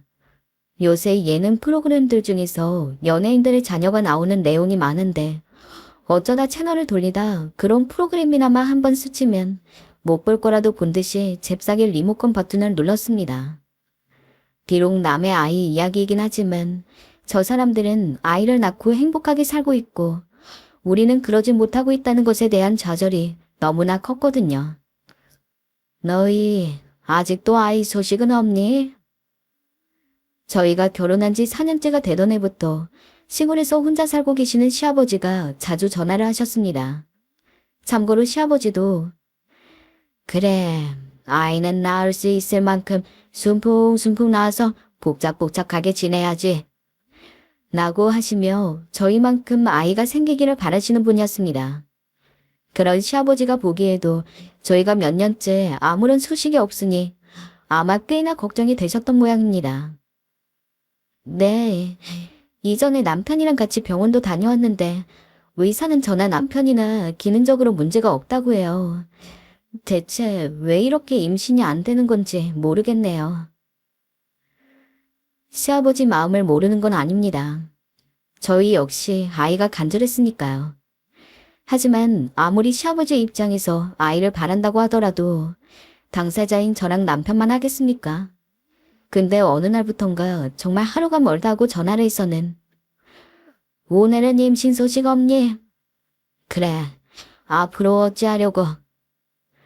라면서 전화를 하며 아이를 가지라는 식으로 은근히 닥달을 하는데 그런 시아버지 전화 때문에 더욱더 스트레스를 받는 나날들이 이어졌습니다. 시아버지는 저와 남편 가리지 않고 전화를 하셨는데 그 덕분에 남편이 아버지, 저희가 알아서 할게요. 라고 답지 않게 좀 강경하게 이야기해도 며칠간 전화가 안 올 뿐 또 그 시기가 지나면 언제 그랬냐는 듯이 은근슬쩍 전화를 걸어서 저희의 임신에 관해서 꼬치꼬치 캐물었습니다. 이뿐만이 아닙니다. 제가 이렇게까지 사연을 정리하게 된 계기가 하나 있습니다. 대략 반년 전부터 시아버지가 저희 집으로 약초와 산나물 같은 걸 보내주셨습니다. 시아버지는 원래 서울에서 일을 하시다가 은퇴를 하고 시골에 내려가서 자그맣게 농사를 짓고 계셨는데 처음에는 시아버지가 농사지은 야채인가 보다 하고 받았지만 우리가 흔히 말하는 야채랑은 생긴 게 달랐습니다. 솔직히 야채보다는 어느 산등성이에서나 자랄 법한 풀떼기 같았죠. 아버님, 이게 뭐예요? 그냥 야채는 아닌 것 같은데. 나 농사 짓는 땅 뒤에 큰 산이 하나 있는데 거기에 몸에 좋은 산나물이랑 약초들이 엄청 많거든. 내가 요새 등산에 취미가 들려서 겸사겸사 산 타는 김에 너네 먹으라고 직접 따온 거다. 몸에 좋은 거니까 내가 따로 비닐봉다리에 담아준 산나물은 무침으로 무쳐서 먹고 상자에 있는 약초는 갈아서 집으로 마셔라. 아, 네, 알겠습니다. 아버님, 감사해요. 시아버지는 자신이 챙겨주는 것들을 어떻게 먹어야 하는지도 꼼꼼하게 설명을 했고 절대 빼놓지 말고 하루에 2번씩 챙겨 먹으라고 신신당부를 했습니다. 비록 아이 때문에 매일같이 스트레스를 받고 있었지만 이것만큼은 저랑 남편 건강을 챙겨주기 위해서 시아버지가 따로 준비한 건데 당연히 고마운 마음을 가지고 있었습니다. 게다가 시아버지는 그 와중에 남자한테 좋은 약초가 따로 있고 여자한테 좋은 약초가 따로 있다면서 제 거 한 박스, 남편 거 한 박스 따로 택배로 보내셨는데 정말 그 양이 어마무시했던지라 대체 시아버지 혼자서 어떻게 이 많은 걸 다 따셨는지 놀랍기도 하고 감사하다고 말씀을 드리고 다음 날부터 남편은 시아버지가 주신 약초와 산나물을 챙겨 먹었습니다. 하지만 당시 저는 몸살 때문에 병원에 다니면서 다른 약을 먹고 있었는데 보통약은 잘못 섞어서 먹었다가는 큰일 날 수도 있잖아요. 물론 시아버지가 주신 건 약이 아니라 산나물이랑 약초 같은 풀이었지만 그래도 혹시나 몸에 안 좋을까 싶어서 일부러 먹는 걸 미루고 있었습니다. 그러던 어느 날 시아버지께서 전화가 오시더라고요. 내가 보내준 약초랑 산나물 챙겨 먹고 있니? 아니요. 제가 지금 몸살 때문에 병원에서 약을 따로 처방받은 게 있는데 이거 다 먹기 전까지는 같이 안 먹는 게 좋을 것 같아서 지금은 안 먹고 있어요. 그거 빨리빨리 챙겨 먹어야 돼. 진짜 영험하기로 소문난 약초니까 병원 약이랑 먹는다고 해서 뭐 큰일 안 난다. 그게 어떤 약초인데? 아, 네. 시아버지는 제가 약을 먹고 있지 않다고 하니까 혀를 찍찍 차더니 지금부터라도 빨리 챙겨 먹으라고 닥달 아닌 닥달을 했습니다. 덕분에 저는 얼결에 그날부터 남편을 따라서 아침과 저녁에는 산나물 무침으로 밥을 먹고 점심에는 약초를 물이랑 넣어서 갈아서 건강즙처럼 마셨습니다. 그렇게 한 3일 정도를 산나물이랑 약초를 챙겨 먹었을까요? 그날따라 유독 피곤해서 일찍 잠이 들었는데 새벽에 보통이 너무 심해서 잠에서 깨게 되었습니다. 처음에는 화장실인 줄 알고서 화장실까지 가봤지만 그런 느낌도 아니었죠. 조금 지나면 괜찮아질 거라고 생각을 하고 다시 자리에 눕는데 시간이 가면 갈수록 배가 아픈 게 더 심해졌습니다. 저는 맹장이라도 터진 줄 알았어요. 사람이 너무 아프면 앓는 소리도 안 나오는데 그때 제가 그랬습니다. 간신히 숨만 꺽꺽 들이쉬면서 등 돌리고 자고 있던 남편을 팔만 간신히 뻗어 건드리며 깨웠어요. 여보, 나 병원, 당신 왜 그래? 잠깐만. 식은땀을 뻘뻘 흘리며 배를 붙잡고 뒹굴고 있는 저를 보고 깜짝 놀란 남편은 바로 저를 데리고 차를 몰아서 응급실에 갔습니다. 가서 링거를 맞고 간신히 진정이 되어서 누워있는데 의사가 와서는 뭐 잘못 먹은 거 아니냐고. 큰 병은 아니기는 한데 먹은 것 중에 몸에 안 맞는 게 있어서 급성으로 복통이 생긴 거라며 한동안은 죽이나 미움 같은 걸로 속을 다스리는 게 낫다고 하더라고요. 평소 몸이 그렇게 아픈 적도 없고 배탈도 제대로 한번 나본 적이 없는 제가 갑작스럽게 이렇게 큰 복통에 시달릴 만한 이유는 솔직히 시아버지가 보내준 산나물과 약초밖에 없었습니다. 그래서 저는 그날 이후로 시아버지의 산나물과 약초를 먹는 것을 중단했습니다. 당연히 그 이후로 아픈 적 한 번 없었고요. 저랑 다르게 남편은 아무런 탈이 없었기 때문에 남편만 꾸준히 시아버지의 정성을 챙겨 먹었죠. 하지만 제가 이러면 시아버지가 섭섭해할 것 같더라고요. 그래서 어쩔 수 없이 거짓말을 했습니다. 오늘은 내가 준 거 잘 챙겨 먹었냐?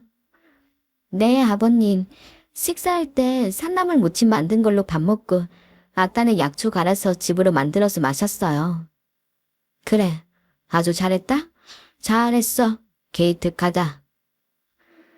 그런데 문제는 다른 곳에 있었어요. 시아버지가 그 뒤로 거의 한 달 주기로 새로운 박스를 보냈습니다. 매번 2박스씩 약초, 산나물이 가득 담긴 것들이 배달 오는데 꼬박꼬박 챙겨 먹는 남편도 한 달 안에 한 박스를 다 비우기가 어려웠습니다.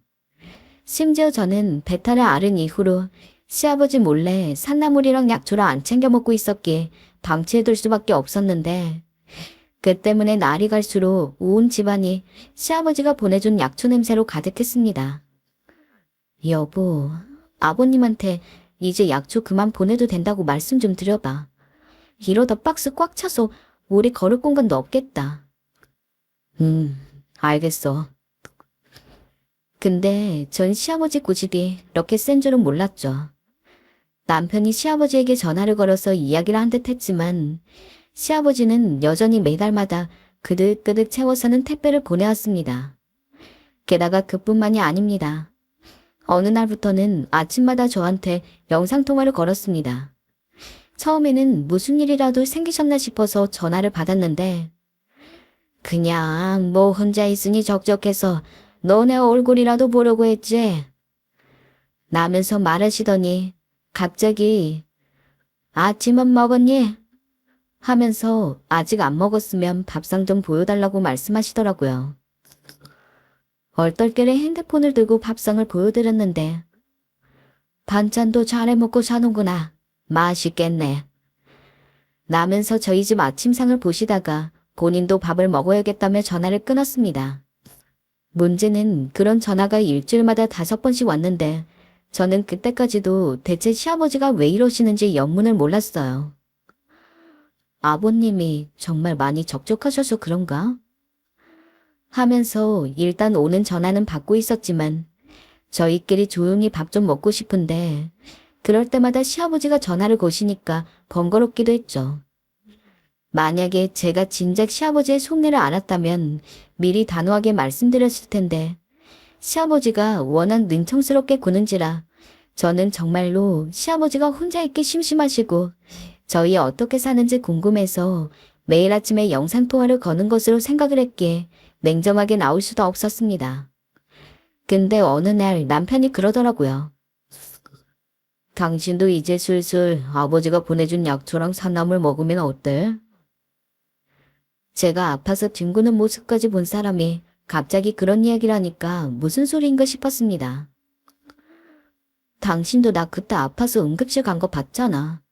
나 평생 살면서 배 아픈 적 거의 없었는데 그렇게까지 심하게 아팠던 건 분명 아버님이 보내준 약초랑 산나물 챙겨 먹어서 그래. 나도 아버님이 기껏 나 생각해서 보내준 거 못 먹는 거 죄송스럽긴 한데 그래도 어쩌겠어. 또 아플 순 없잖아. 보내지 말라고 해도 보내시고. 그때 아팠던 게 정확하게 그 약초랑 산나물 때문이라고 밝혀진 것도 아니잖아. 아버지가 힘들게 산에 올라가서 딴 건데. 남편은 어떻게든 저에게 약초랑 산나물을 처음처럼 먹으라 했고 저는 절대로 싫다고 했습니다. 그러다 보니 문득 의문이 들더라고요. 그동안 제가 안 먹는 것에 대해서 아무 말도 안 하다가 왜 갑자기 이제 와서 이렇게 나오는지 이상한 마음이 들어서 당신 혹시 아버님한테 무슨 이야기라도 들었어? 생각해보니 이상하네. 내가 아버님이 주는 거 안 먹은 지가 반년은 넘게 지났을 텐데 그동안 아무 말도 안 하고 당신 혼자 잘 챙겨 먹었잖아. 근데 왜 갑자기 이래? 라며 의심했습니다. 그러자 우물쭈물하던 남편이 한숨을 푹 쉬며 자리를 피하더군요. 이상했죠. 그 뒤로 아버님은 계속 영상통화를 거셨어요. 그리고 영상통화를 거실 때마다 이 얘기 저 얘기를 꺼내시더라고요. 사실 아침엔 출근 준비 때문에 바쁘기도 하고 그랬는데 아버님 얘기를 들어주다 보면 남편이 출근 시간을 놓치기도 했어요. 결국 두고 보다가 제가 한 소리를 하게 되었죠. 아버님, 저희 이제 출근해야 했어요. 아, 그러면 알겠다. 끊으마. 근데 밥상 좀 보여다오. 오늘은 뭐 먹고 있니? 오늘은 고등어 조림이랑 된장찌개 끓여서 먹었어요. 그럼 끊을게요, 아버님. 쉬세요. 그런데 순간 아버님과 통화를 끊고 난 후 번뜩 강력한 직감 하나가 머릿속을 스쳤어요. 바로 아버님이 이 영상통화를 거신 이유에 대해서 말이죠. 저는 곧바로 남편을 추궁했어요. 나 알 것 같아. 아버님께서 영상통화 거신 이유. 당신은 알고 있었지. 제가 강하게 나오자 남편은 한숨을 푹 쉬더니 그제야 입을 떼더라고요. 우리 아버지가 보내준 약초랑 산나물은 사실 그냥 건강에 좋은 것들이 아니라 임신에 좋은 것들이야. 아버지 말로는 여자와 남자의 길을 크게 키워줘서 애가 잘 들어서게 해준다나. 근데 분명히 잘 먹고 있었다면 진즉 임신하고도 남았어야 되는데 여전히 소식이 없으니까 아버지가 당신이 약을 안 챙겨 먹고 있다고 생각을 하신 것 같아. 이전에 병원약 먹느라 안 챙겨 먹고 있다는 말을 들었을 때부터 탐탁지 않게 생각하셨던 것 같고, 그래서 그걸 확인이라도 할 겸 그렇게 아침마다 영상통화를 걸어서 우리 밥상을 본 거였어. 미안해. 아니, 그걸 왜 나한테 여태 말 안 했어? 미안. 네가 이렇게 화낼까 봐. 시아버지는 심지어 밥상에 약초가 안 보이자 시아버지는 남편에게 전화를 걸어서 이 사실에 대해서 캐물었고 남편은 결국 제가 병원약 다 먹고 나서 한동안 약초랑 산나물을 챙겨 먹었는데 복통이 심해서 응급실에 간 이후로는 따로 챙겨 먹지 않고 있다고 이야기를 한 모양입니다. 그럼 몸에 좋은 걸 먹고서 무슨 복통이야. 분명 다른 것 때문에 아픈 걸 애꿎은 약초 탓하는 거지. 빨리 챙겨 먹으라고 해라. 노발대발한 시아버지는 남편에게 이야기했고 중간에 껴서는 이러지도 저러지도 못하고 있던 남편이 결국 저에게 약초란 산나물을 챙겨 먹으라고 말하기에 이른 것이었어요. 아버지가 아침에 영상통화 걸 때마다 밥상에 약초 없는 게 너무 신경 쓰여. 나도 신경 쓰이고. 아버님 마음도 알겠지만 솔직히 저는 너무 스트레스를 받았습니다.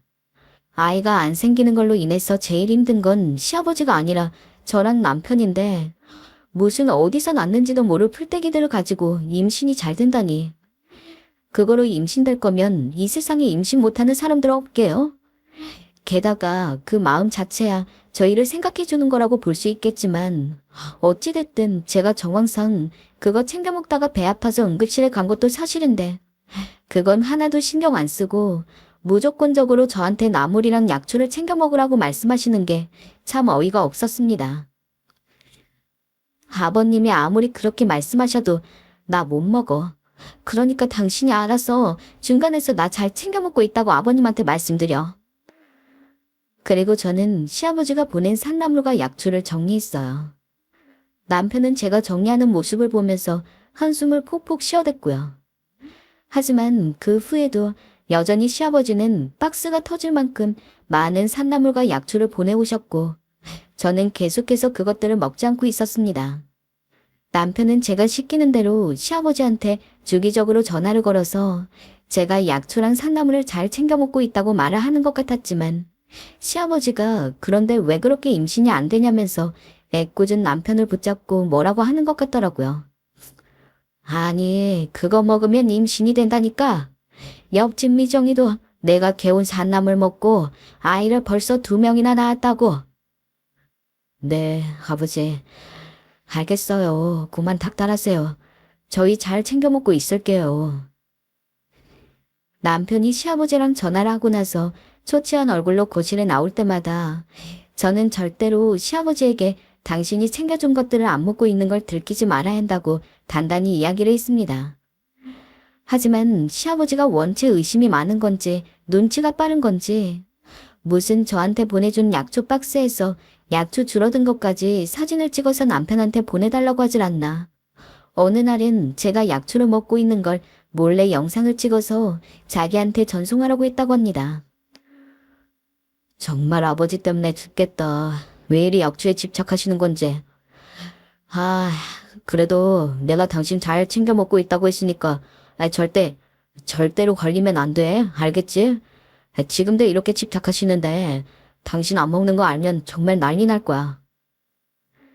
솔직히 저도 남편도 시아버지가 이해되진 않았지만 어쨌든 걸리지 말아야 한다는 생각엔 동의했어요.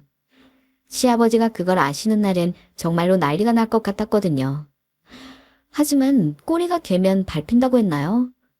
어느 늦은 밤 갑자기 초인종 소리가 들려 나가보니 예상치 못한 얼굴이 있었어요. 바로 시아버지였죠. 내가 그거 몸에 좋은 거라고 그렇게 이야기했는데 어쩜 이렇게 고집이 세? 아버님.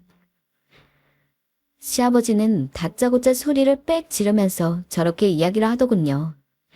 그리고 시아버지의 손엔 저희가 문 앞에 버리려고 놔둔 쓰레기 봉투가 있었어요. 그 봉투 안엔 산나물과 약초들이 있었고요. 순간 저도 모르게 눈앞이 새하얘져 말을 더듬었어요. 뒤이어 나온 남편도 시아버지 손에 들린 걸 보곤 말을 잇지 못했죠. 그러자 시아버지는 기세등등하게 꾸지람을 하기 시작했어요. 어떻게 내가 힘들게 기서준 걸 이 쓰레기 봉투에 버릴 생각을 하냐? 넌 시아버지 정성이 우습냐? 우스워서 이 쓰레기 봉투에 넣은 거야? 아버님, 그게 아니고요. 정말 고집이 세다. 너처럼 센 애는 처음 봤어? 아니, 여자가 애 못 낳고 있으면 부끄러운 줄 알아야지. 넌 임신할 생각이 없는 게야? 아이 가질 생각이 없어? 아님 시아버지가 만만한 거냐? 대체 고집이 센 게 누군지 진짜 어지간해서는 참으려고 했습니다. 그래도 시아버지고 저보다 훨씬 어른이었으니까요. 하지만 그렇다고 해서 다음날 출근하는 거 뻔히 알면서 늦은 시간에 와가지고 있는 성질 다 부리는 시아버지를 보자니 어처구니가 없었고 순간 너무 화가 나서 저도 참지 않고 시아버지에게 대놓고 따졌습니다. 아버님이 좋은 마음으로 그런 거 챙겨주셨다는 거 저도 잘 알아요. 그래서 처음에는 분명히 저도 매일같이 아버님이 주신 것들로 꼬박꼬박 먹었고요. 근데 누가 봐도 그것 때문에 아파서 응급실까지 다녀오게 되었는데 어떻게 아무리 몸에 좋은 거라고 그렇게 제가 그걸 계속 먹을 수가 있겠어요? 너는 말이 되는 소리를 해라. 사람 몸에 딱 좋게 만들어진 약초인데 어떻게 그것 때문에 보통이 생길 수가 있어. 네가 분명 다른 걸 잘못 먹었겠지? 저 언제나랑 같이 평소랑 똑같이 식사했고요. 유일하게 다르게 먹었던 게 아버님이 주신 약초랑 산나물이었어요.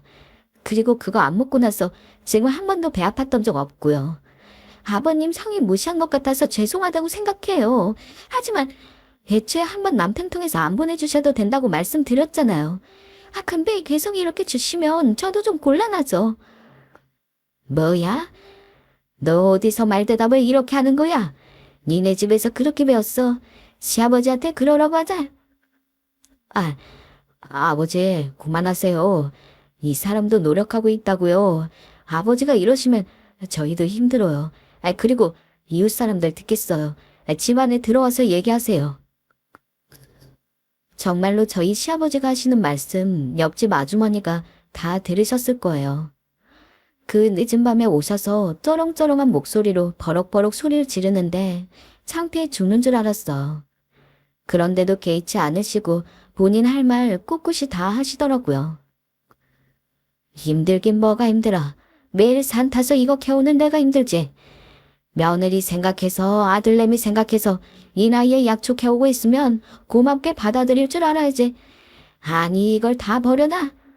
니들이 그러고도 자식이냐? 그러고도 사람이야? 저도 가급적이면 좋게 이야기를 끝내고 싶었습니다. 하지만 오히려 시아버지는 제가 그렇게 말하는 게 심하다고 생각을 했는지 기껏 며느리 생각했더니 소용없다는 둥, 애도 못 가져서 어디다 쓰냐는 둥, 정말 야밤 중에 온갖 만말을 제게 다 하더라고요. 안 그래도 아이 못 낳는 것 때문에 가끔 서럽고 우울증도 오는 것 같고 그러는데 시아버지가 그렇게 대놓고 제 탓을 하시니까 저도 뚜껑이 열렸습니다. 저희 애는 저희가 알아서 할 테니까 아버님은 더 이상 신경 쓰지 마세요. 그리고 앞으로 아침마다 감시하느라 아닌 척하면서 영상통화 거는 것도 하지 마시고요. 자꾸 그러시면 아버님 번호 차단하는 수밖에 없어요. 뭐야. 차단하는 수밖에 없다고요, 아버님. 이제 가주세요. 저희 내일 출근해야 했어요. 그래, 간다, 가. 에라이 버르장말이 없는 것들. 시아버지는 그렇게 화를 벌컥 내시며 가셨고 저도 그 뒤로 그냥 전화기도 꺼버리고 잠이 들었습니다. 아무리 시아버지가 좋은 마음에서 한 행동이라고 하더라도 그게 더 이상 호의가 아닌데 어떻게 제가 그걸 좋게 받아들이겠어요. 그리고 정말 출처도 불분명한 약초를 먹고 몸이라도 상하면 정말 큰일이지 않나요? 암튼 그날은 정말 하루 종일 화가 나서 회사에서 일도 손에 안 잡히고 돌아오면서도 잔뜩 짜증이 나 있는 상태였습니다. 그런데 저희 시아버지 대단하시더라고요. 집에 돌아왔는데 못 보던 남자 신발 하나가 있는 겁니다. 언뜻 보면 남편 신발 같았지만 아니었죠. 설마 했는데 저희 시아버지가 남편과 거실에 앉아 TV를 보고 있더라고요. 아버님. 그래, 왔냐? 왔으니 저녁 좀 차려봐라. 배고프다. 아버님, 집 안 가셨어요? 내가 집을 왜 가? 오랜만에 니네 집 왔는데 좀 이따 갈 생각이다. 배고프다니까 상한 차리고 뭐하냐? 정말 열이 확 솟구쳤습니다. 시아버지가 이 집에 있는 이유 뻔하지 않나요? 저 들들 볶으면서 약초 먹이려고 하는 거였죠. 이쯤 되니 너무 화가 나 제어가 안 될 것 같더라고요. 일단 남편부터 불렀습니다. 이게 어찌된 일이냐고 물으니 남편도 예전에 아버지한테 비밀번호를 알려준 적이 있는데 그걸 기억하시고 집에 들어와 있었다고 하더라고요. 나도 놀랐어. 갑자기 아버지가 있으니까 근데 어떡해. 돌아가라고 할 수도 없고. 우물쭈물하는 남편을 보자 더 열이 받았어요. 그럼 이대로 시아버지랑 같이 살라는 거야? 아버님이 왜 여기 있는 줄 몰라서 그래? 어제 그 야단을 다 겪고도 왜 여기 있으시겠냐고. 우리 괴롭히려고 하는 거잖아. 아니야. 아버지 내일쯤 가신댔어. 일단 돌려보내긴 좀 그러니까 하루만 같이 있자. 응? 아버지가 뭐라 하면 내가 중간에서 잘 말해줄게. 하지만 누가 하루만 있다간다 했나요? 저희 시아버지 일주일 동안 집에 있으시면서 밥 차려라 청소해라부터 온갖 잔소리를 해대기 시작했어요. 제 인생의 시집살이는 아마 이때 다 한 것 같습니다. 시아버지는 일부러 먼지를 손에 가득 묻히곤 며느라 너 이거 다 먹으려 하니?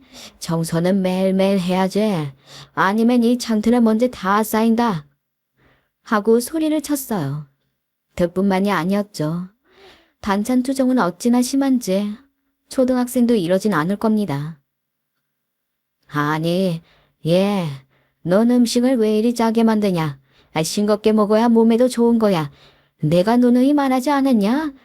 아니, 여자가 음식을 이리 못해서 어쩌려고 그러냐? 나중에 네 애한테도 이런 소금탕 먹일 거냐? 어느 날은 음식이 짜다 하고 어느 날은 음식이 너무 싱겁다 하고 똑같은 음식으로 간을 다르게 해와도 시아버지는 이랬다 저랬다 하며 절 괴롭히기 바쁘셨습니다. 거기다 저희가 유일하게 쉬는 날인 주말엔 자기 좋아하는 바둑 두셔 한다고 밖으로 못 나가게 하시는 바람에 집에 앉아 있어야 했어요. 저나 남편이나 피가 말랐죠. 게다가 저의 짜증에 기름을 붓는 일도 있었죠. 남편이 저한테 뭐라고 하기 시작한 겁니다. 아침에 제가 출근을 한 뒤에 시아버지가 남편한테 저랑 이야기한 걸 아주 미주알 고주알 일렀나 봅니다.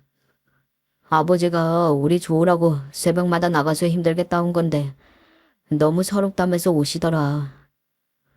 당신은 왜 나한테만 화살을 돌려? 아버님한테 저것 좀 보내지 말라고 말했을 때 그것만 그대로 해주셨어도 이렇게까지 일 안 커졌어. 근데 안 그래도 처치곤란인 걸 계속 보내질 않나. 며느리가 자기 준 거 먹고 응급실에 다녀왔다는데 절대 아니라고 팍팍 우기시질 않나. 게다가 의심 간다고 영상통화까지 걸어가면서 아닌 척 감시라는 게 말이 돼.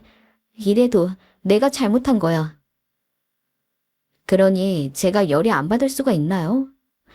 도저히 안 되겠다 싶어 쉬는 주말 시아버지를 붙잡고 이야기했어요. 아버님, 저한테 섭섭하신 것도 알고 산나물 약초 힘들게 캐오신 거 안 먹어서 화나신 것도 알겠는데요. 저도 어쩔 수 없는 사정이 있어서 그런 거잖아요. 이제 그만 좀 하시면 안 돼요? 아니, 내가 뭘 했다고 그러는 거냐? 제가 그만하려고 하자 시아버지는 두 눈을 동그랗게 뜨고 아무것도 모르는 척 외려 절 이상한 사람으로 몰아가시더라고요. 어이가 없어 잠깐 할 말을 잃었다가 다시 차분하게 말을 이었어요. 저한테 음식 가지고 청소 가지고 잔소리하는 거 그거 말이에요. 다 제가 싫어서 괜히 그러시는 거잖아요. 아니, 네가 살림 똑바로 못하니까 시아버지가 돼서 몇 마디 하는 건데 그게 그렇게 안 이끄웠어? 아이 그럼 네가 살림을 제대로 했어야지. 아무리 말해도 시아버지는 요지부동이었어요. 집으로 돌아가실 생각은 안 하시고 저희 집에 엉덩이 붙이고 앉아 어떻게든 절 괴롭히실 생각밖에 없더라고요. 그래서 저도 술을 썼습니다. 아버님, 저 그러면 엄마 부를 거예요? 뭐? 사실 시아버지가 조금 무서워하시는 분이 있었는데 바로 저희 엄마였어요. 시아버지가 엄마를 무서워하시게 된 데는 사연이 하나 있었는데요. 간단히 들려드리자면 예전에 가족여행을 한번 간 적이 있었어요. 그런데 말씀 잘 못 가리시는 시아버지가 저희 엄마한테 외모를 가지고 살짝 놀리신 거예요. 저희 엄마가 또래 아주머니들에 비해 체중이 나가는 편인데 하필 그 부분을 건드리며 사도 살 좀 빼셔야겠어요. 건강에도 안 좋습니다. 하셨는데 거기에 다혈질인 엄마가 벌떡 일어나 소리를 버럭 치신 거죠. 그날 이후 시아버지는 저희 엄마를 보면 약간 움츠러드셨고 살에 관한 이야기는 입 밖으로 꺼내시지도 못했습니다. 그런데 제가 그걸 이용해 엄마를 부른다 하니 시아버지 표정도 약간 굳더라고요. 사돈을 여기 왜 부르냐? 하더니 방으로 들어가 버리는 거 있죠. 그렇게 시아버지 모신 지 그렇게 한 달이 다 되어갈 무렵 전 이제 시아버지에게 그만 돌아가 달라고 부탁드렸습니다. 아버님, 약초는 안 먹더라도 저희 꼬박꼬박 좋은 약 챙겨 먹을게요. 그러니 걱정하지 마시고 돌아가 주세요. 나름대로 정중하고 예의 바르게 부탁드린 거였어요. 시아버지와 싸울 만큼 싸웠고 꾸지람 받을 만큼 받았으니 저도 이제는 편하게 제 집에서 발 뻗고 자고 싶었으니까요. 그런데 시아버지는 전보다 더 고집센 얼굴로 나는 못 간다 하시는 겁니다. 언제까지 그럼 여기 있으실 건데요? 너 애 들어설 때까지 여기 있을랜다. 그야말로 기가 찼습니다. 애 들어설 때까지 여기 있겠다는 시아버지 정상인가요? 갑자기 참아왔던 울분이 폭발하는 듯한 기분이 들었어요. 거기다 제 편 들어줘야 할 남편은 멀뚱멀뚱 제 아빠만 바라보고 서 있더라고요. 대체 뭐하는 인간인지 저런 걸 남편이라고. 저는 절대 안 된다고 이젠 돌아가시라 간동하게 말했어요. 아이 문제는 저희 문제니 저희가 알아서 한다고 말까지 했죠. 그럼 내가 캐온 산나물 약초를 먹든가. 그럼 생각해보마. 네? 아버님, 결국 이걸 원하신 거였어요. 결국 시아버지의 속셈은 이거였어요. 자기가 캐온 산나물 먹는 거. 그 이상한 풀떼기 먹이려고 이 집에 한 달 동안 상주하며 절 괴롭힌 거였죠. 너무 소름이 돋더라고요. 근데 남편은 예상했다는 듯 다시 한숨을 쉬더니 일에 책임질 생각도 안 하고 혼자 방 안으로 쏙 들어가 버렸어요. 아무리 말해도 듣지 않는 시아버지, 손 놓는 남편. 순간 이제 모든 걸 끝내야겠다는 생각이 들었습니다. 그래서 주섬주섬 옷을 입고 짐을 챙겨 집 밖으로 나와 친정으로 가버렸어요. 시아버지는 제가 밖으로 나갈 때까지도 다리를 획 꼬고 네가 다 자초한 일이야 라고 말씀하셨죠. 엄마를 보자마자 웬걸 그간의 서러움이 터지기라던 것처럼 눈물이 나버렸고 엄마 품 안에 안겨 아이처럼 엉엉 울었어요. 그러면서 저는 지금까지 있던 이 모든 일을 다 얘기했어요. 시아버지가 어떻게 절 구박했는지, 아이 문제로 얼마나 들들 볶는지, 역시나 한번 화나면 무서우신 저희 엄마, 아무 말 없이 이야기 듣고 있다가 옷을 챙겨 입으시더라고요. 가자, 네 집으로. 그렇게 저희 시아버지와 엄마는 오랜만에 재회를 하게 되었습니다. 역시나 시아버지는 제가 친정에 갔을 거라고는 생각 못했는지 엄마 얼굴을 보자마자 얼굴이 굳으시더라고요. 사돈, 오셨어요? 무슨 일로? 무슨 일이긴요. 몰라서 물어요? 그게 우리 며느리가 아이를 못 가지고 있길래 제가 걱정되는 마음으로. 걱정? 걱정이라고 했어요, 지금? 이때부터 저희 엄마의 신랄한 공격이 시작되었습니다. 우리 애가 이거 먹고 탈이 났다는데 세상에 이걸 또 먹여 애를 들어서게 한다고요? 지금 제정신이에요, 사돈? 애 들어서기 전에 우리 애 준일 작정입니까? 아, 네? 그리고 뭔 놈의 시집살이 시켜대신 거예요. 제가 분명 말씀드렸죠. 우리 딸 시집살이 하는 거 절대 내 눈으로 못 본다고요. 그러니 시집살이 시키지 말아달라 부탁드렸을 텐데요. 사돈이야말로 제가 우습게 보이십니까? 제가 만만하세요. 엄마의 쩌렁쩌렁한 목소리가 집안에 올라 퍼지자 남편도 시아버지도 뭔 말을 못하더라고요. 두 명 다 굳어선 아무 말도 못하고 서 있는데 어찌나 고소하던지 웃음이 슬금슬금 새어나왔어요. 평소 저희 엄마 절대 말 함부로 하지 않고 어디서도 목소리 높이지 않는 사람이에요. 다만 건드리지 말아야 할 것을 건드렸을 때 180도로 완전히 돌변하는 분이세요. 한마디로 시아버지가 저희 엄마를 제대로 건드린 상황이었죠. 내가 저번에 사돈이 나 살쪘다고 살때라 노래 불렀을 때도 최대한 좋게 말하려 했습니다. 근데 그때도 말씀 못 가리고 주책을 부리시더니 이젠 내 딸한테까지 이래요? 사돈, 내가 한 번만 더 말씀드립니다. 마지막이에요. 다시 한번 우리 애한테 약초즙이며 이딴 산남을 먹이려 했다가 가만두지 않겠어요. 아시겠어요? 알겠어요. 알겠습니다. 사돈, 진정하시죠? 네, 장모님, 진정하세요. 저희가 잘못했습니다. 엄마의 말 한마디에 그렇게 상황은 마무리가 되었어요. 그리고 저희 시아버지는 엄마 가시는 길을 대운까지 해드리셨죠. 엄마는 나가면서도 제 손을 잡으며 언제든 이런 일이 있으면 엄마 불러라 하곤 가셨어요. 정말 든든하게 이럴 데 없었습니다. 시아버지는 저희 엄마가 떠나시자마자 바로 죄인처럼 이 집을 나가셨고요.